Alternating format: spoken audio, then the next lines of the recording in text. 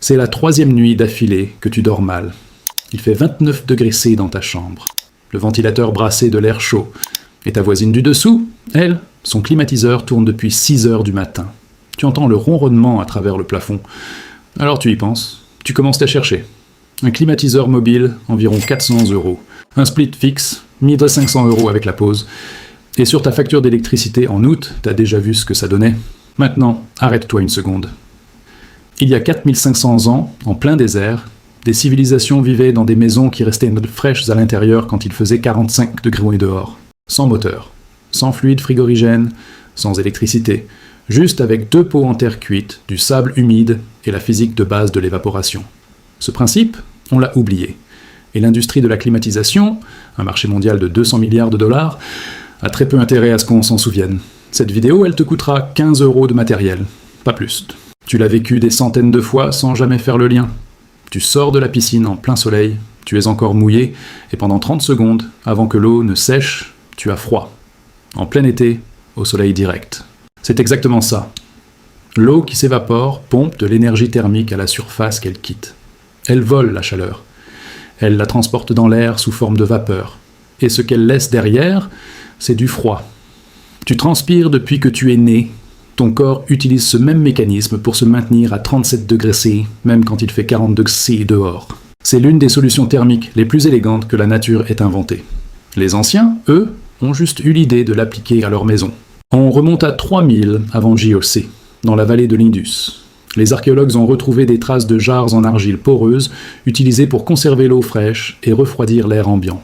Pas des décorations, des systèmes thermiques fonctionnels. En Égypte, vers 2500 avant JC, des fresques montrent des esclaves éventant des cruches en terre cuite. Pas pour les sécher, pour accélérer l'évaporation et augmenter l'effet de refroidissement. C'est documenté par les historiens de l'École normale supérieure de Lyon dans leur modèle thermodynamique du Zirpot, publié sur le portail Culture Sciences Physiques.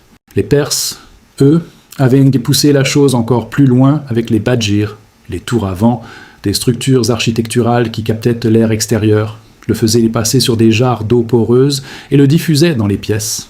Certaines de ces tours atteignaient 8 mètres de haut. Elles refroidissaient des palais entiers sans une seule pièce mécanique.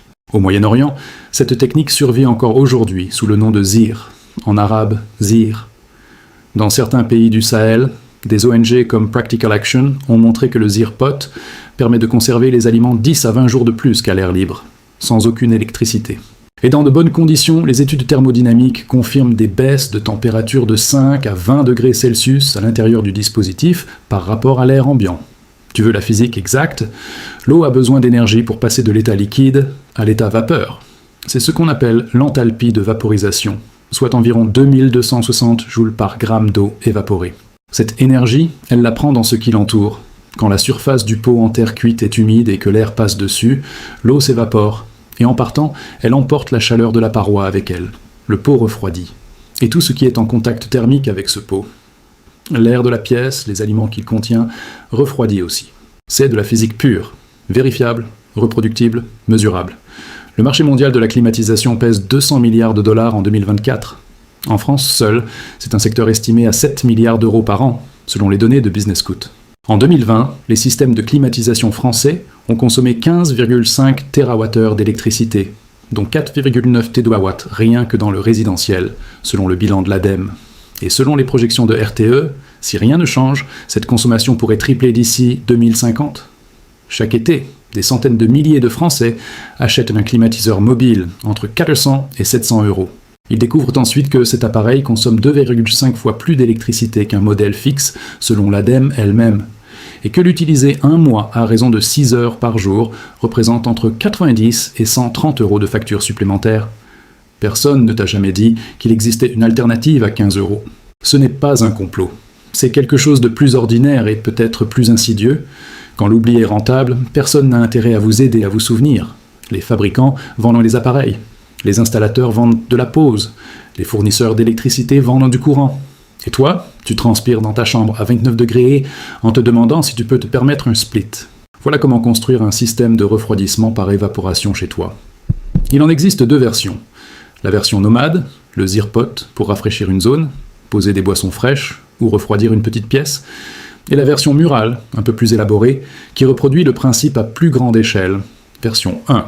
Le Zirpot, le frigo du désert. Il te faut 2 pots en terre cuite non vernissés, un grand, un petit. Trouve-les en jardinerie, en brocante ou sur n'importe quelle plateforme de vente d'occasion. Un grand pot de 40 cm de diamètre coûte entre 5 et 12 euros. Le petit, entre 3 et 8 euros. Total matériel, moins de 20 euros, souvent moins de 15. Important, les pots doivent être en terre cuite non vernissée, non émaillée. C'est la porosité de la paroi qui fait tout le travail. Un pot verni ne transpire pas, il ne refroidit rien. Étape 1, pose le grand pot à plat, sur une surface stable, à l'abri du soleil direct. L'ombre est ton allié. Au soleil direct, la chaleur rayonnante annule l'effet de l'évaporation. Étape 2. Verse une couche de sable propre au fond du grand pot, sur environ 4 à 5 cm. Mouille le sable généreusement, sans noyer.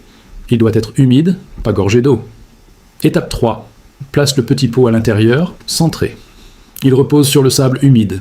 L'espace entre les 2 pots, 3 à 5 cm tout autour, doit être rempli de sable que tu mouilles à nouveau soigneusement. Étape 4. Recouvre l'ensemble d'un chiffon humide. Une serviette, un torchon. Il doit couvrir les 2 pots. C'est tout. À l'intérieur du petit pot, la température peut descendre de 10 à 20 degrés, en dessous de la température ambiante dans des conditions sèches. Dans la chambre où il se trouve, si tu places le dispositif près d'une fenêtre avec un léger courant d'air, tu gagnes entre 3 et 6 degrés perçus, sans aucun moteur. Renouvelle l'eau du sable 2 fois par jour. Le sable ne doit jamais sécher complètement. L'erreur la plus courante des débutants, utiliser un pot verni ou laisser le dispositif en plein soleil. Dans les 2 cas, le résultat est nul. Le pot verni ne transpire pas et le soleil direct réchauffe plus vite que l'évaporation ne refroidit. Cherche un coin ombragé avec un peu d'air. Une fenêtre nord, un couloir, une pièce traversante. Version 2. Le mur rafraîchissant pour une pièce entière. C'est la version inspirée des systèmes palestiniens traditionnels, la Jara, et réinterprétée notamment par la designer Yael Issacharov avec son système NAV.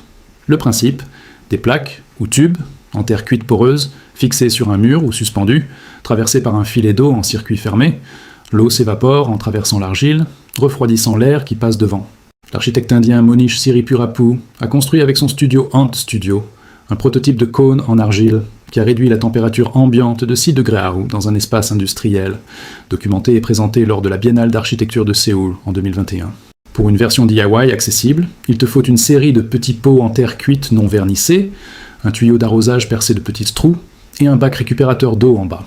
Tu laisses couler un filet d'eau lent sur les pots alignés. L'évaporation fait le reste. Budget, entre 30 et 60 euros selon la surface couverte. Une chose honnête à dire ici. Ce système fonctionne beaucoup mieux dans un air sec. C'est sa condition d'efficacité principale. Plus l'humidité relative de l'air est élevée, moins l'eau peut s'évaporer et moins le refroidissement est efficace. En Égypte ou au Sahel, où l'air est sec à 20-30% d'humidité, les chutes de température atteignent 15 à 20 degrés. À Paris en été, avec 60-75% d'humidité, tu seras plutôt dans une fourchette de 3 à 7 degrés, ce qui reste significatif, mais plus modeste. Ce n'est donc pas un remplacement parfait de la climatisation dans tous les contextes.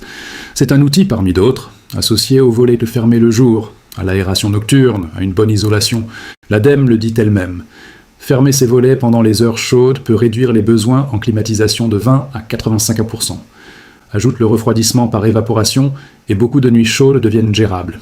Pour les pics extrêmes de canicule à forte humidité, il faudra aller plus loin. Mais pour les 80% des nuits d'été ordinaires, ce pot en terre cuite à 15 € fera le travail. Alors, pourquoi a-t-on oublié ça ? La réponse est peut-être plus simple qu'on ne le croit. Ce n'est pas que quelqu'un ait voulu effacer cette technique, c'est que l'électricité est arrivée, puis les réfrigérateurs, puis les climatiseurs, et on a décidé, collectivement, que le progrès, c'était toujours rajouter une machine. On a progressivement remplacé du savoir par de la consommation. Et ce savoir ancien, sans brevet, sans marge, sans marketing, a juste sombré dans l'oubli ordinaire des choses qu'on ne juge plus utile de transmettre. Les Égyptiens de l'Ancien Empire ne savaient pas qu'ils faisaient de la thermodynamique. Ils savaient juste que le pot transpire et que ça rafraîchit. Ce même principe aujourd'hui inspire des architectes du monde entier, de Bombay à Tel Aviv, qui construisent en moins des climatisations passives pour des espaces publics, sans une seule prise de courant. Cette connaissance n'est ni radicale, ni compliquée. Elle est juste oubliée. Partage cette vidéo avec quelqu'un qui survit à ces étés sans climatiseur. Il mérite de savoir que depuis 4500 ans, la réponse coûte moins cher qu'un dîner au restaurant. La physique, elle, n'a jamais eu besoin d'abonnement.